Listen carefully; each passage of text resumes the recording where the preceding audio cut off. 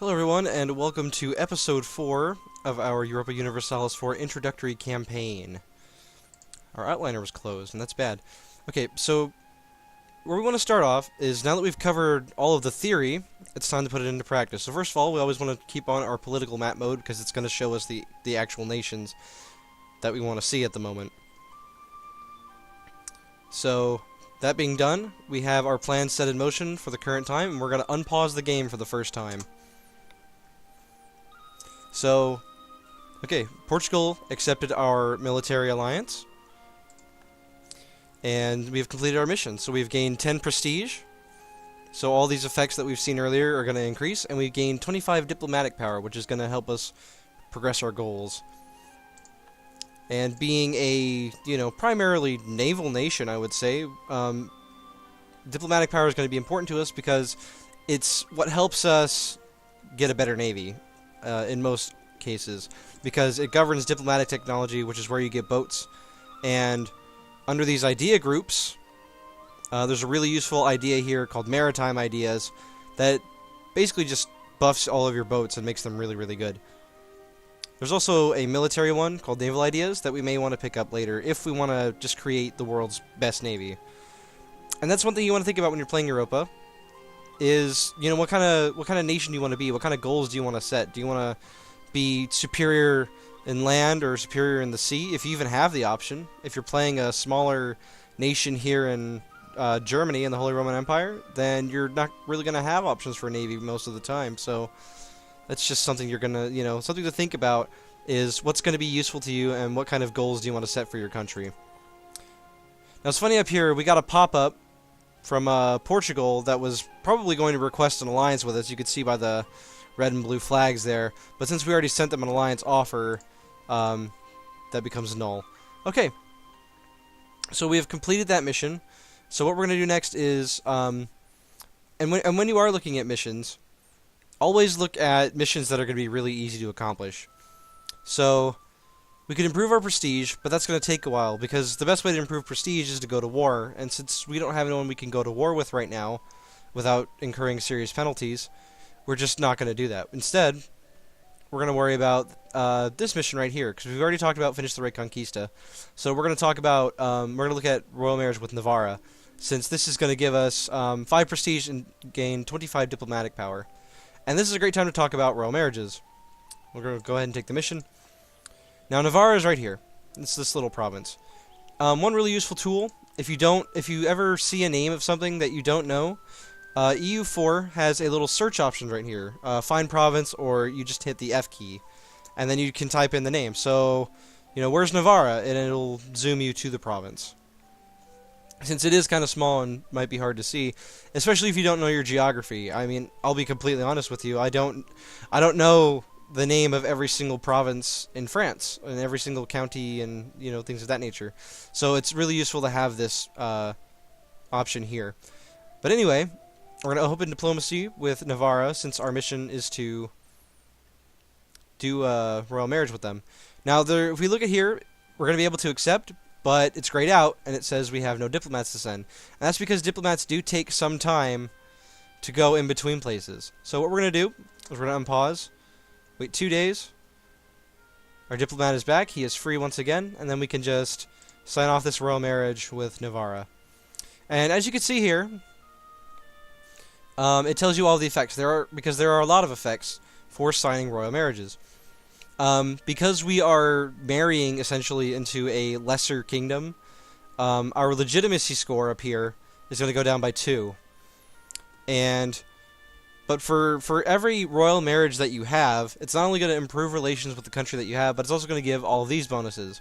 Improve your yearly legitimacy, improve relations gets a bonus, and the increased chance of a new heir goes up as well. And this is really important because, and I'm not particularly certain how the actual mechanics work. Again, this is another wiki topic that if you really want to get in depth on how to make the best leaders, look it up on the wiki, because I don't think I could do it justice. But basically what you need to know is, if you want to have consistently good leaders, what you need to do is sign, basically have the maximum amount of royal marriages that you can have without taking penalties. So how do you know what the maximum amount is. Okay, so we see here under our diplomacy tab, which we can get to by just by right-clicking our country, or by clicking on this up here, and then going to the second tab, this diplomacy tab. Here, this slot right here, the shaking hands, these are our diplomatic relations that we discussed earlier. And as you can see here, we have 1 out of 4. Now, what does that mean, 1 out of 4? It means that we can have up to 4 alliances with 4 different nations before we start to take penalties. For every 1 nation we have an alliance over, or a royal marriage over, this 4 limit, it will suck away our diplomatic power at -1 per month for each additional diplomatic relation over we have. So we're going to go ahead, click here, sign the royal marriage with Navarra, and we'll watch here. It's 1 out of 4. Unpause the game. Great. Refresh that. So we completed our mission, got 5 prestige and another 25 diplomatic power.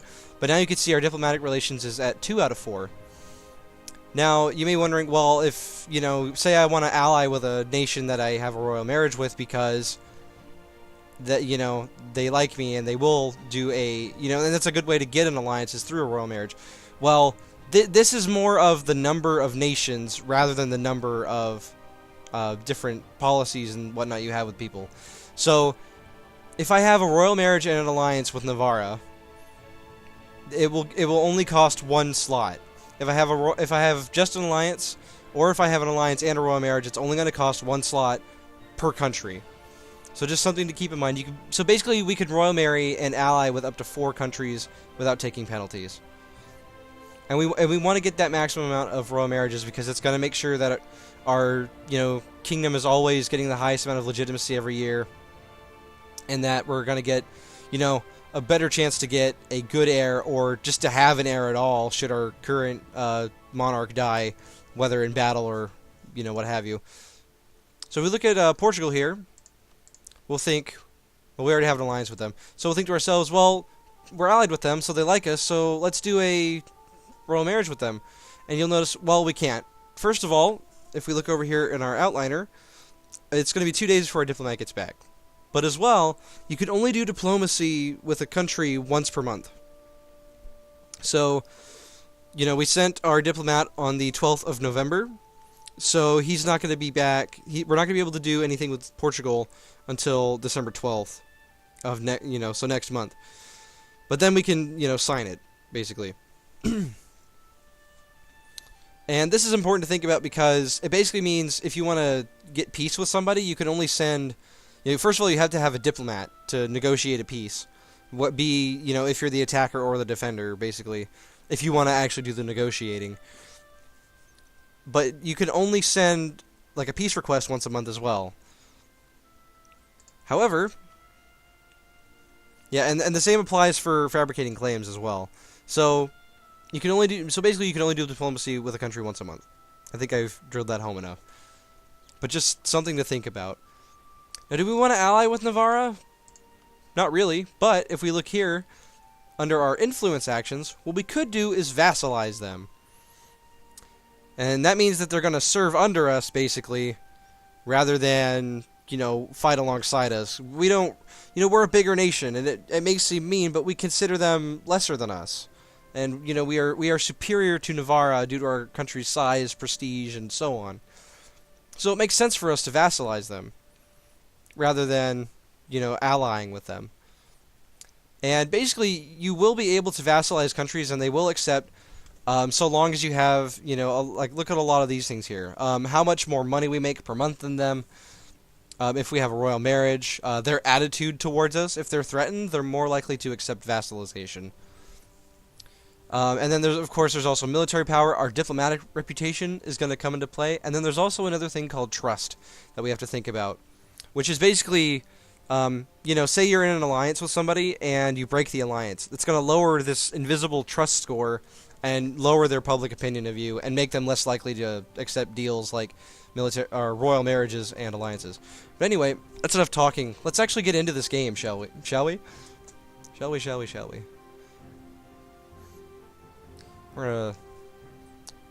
So as you can see here, our diplomat is in Aragon, fabricating a claim on Aragon. And this outliner is so useful because you can just mouse over it and it tells you.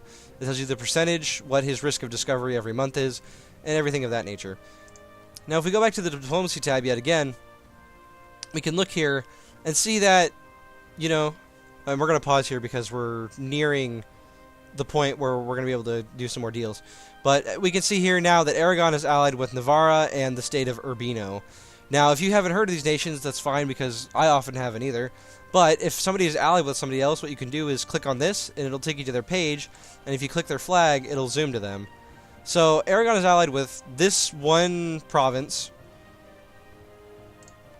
And Aragon is also allied with Navarra, who we're looking to vassalize. So we need to wait till literally one more day. Now we have to actually sign a military alliance to offer vassalization. So we're going to go ahead and offer that alliance because we want to vassalize Navarra because they're, you know, a little state and, you know, we don't want other people to take them. So it's in our best interest to do that. So we're going to offer that alliance. They'll accept. And let's look at our missions again here real quick. And let's go ahead and finish the Reconquista as our mission, since we're going to do that in 4 years anyway. Alright. We're going to wait for a diplomat to get back again. And this should kind of be your general strategy in the early game. You want to be forming alliances and royal marriages with the people who you want to be your friends, and fabricating claims on the people that you want to declare war on, so that you can actually declare war on them. So we can see now we can sign a royal marriage with Portugal, which they will most likely, which they will accept. Because remember, if that green check mark is there, they are always going to accept. And then we're just going to let the game run for a little bit. We're going to fabricate our claims, running at speed 2, which is a very gentle pace, but not too slow. Speed 1 is pretty much too slow for anything.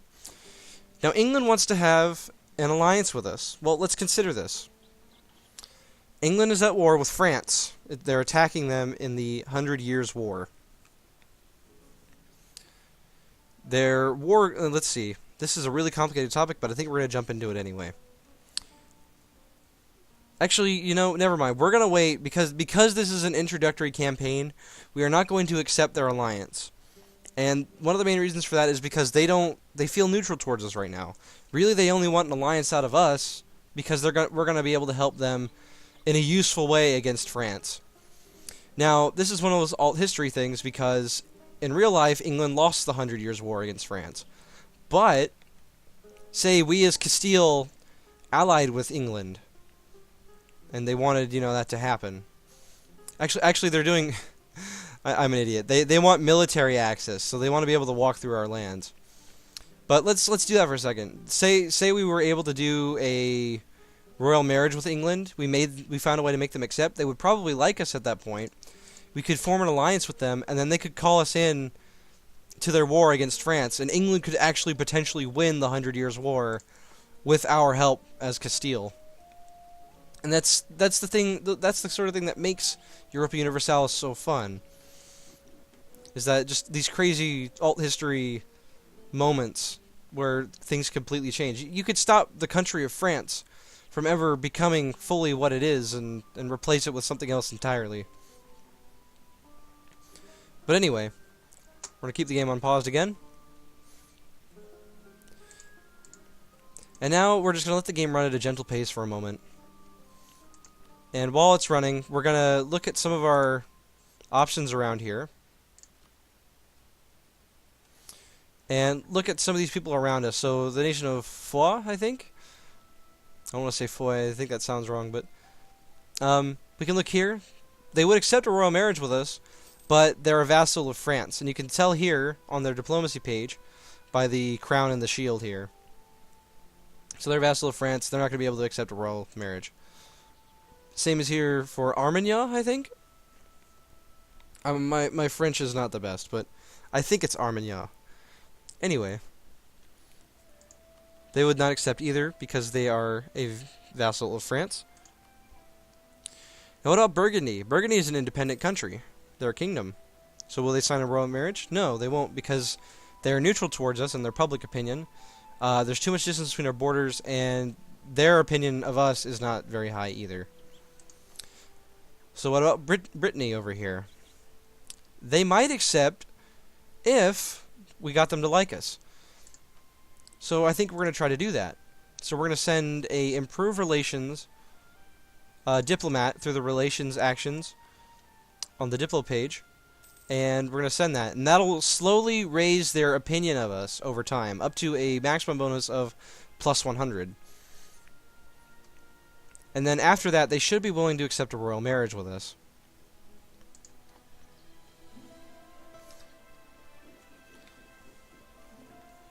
Alright, and so we've got our opening act of the game running right now. We've considered our potential options and have decided to act upon those options. Now, we have a peace treaty with Granada until 1448. So what we're going to do instead is, since we're fabricating a claim on Aragon, we're going to park our troops outside their territory. And you may be thinking to yourself, oh, well, if they're parking your troops outside your territory, like, you should be suspicious. And in this game, that is actually generally true. If a country starts parking their troops, like entire stacks of troops right outside your lands, you should be worried that they're going to attack you.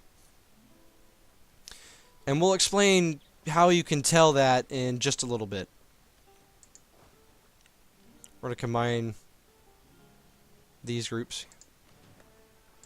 And we'll talk more about how controlling your armies works once we actually go to war, and some of the neat little buttons that you have at your disposal.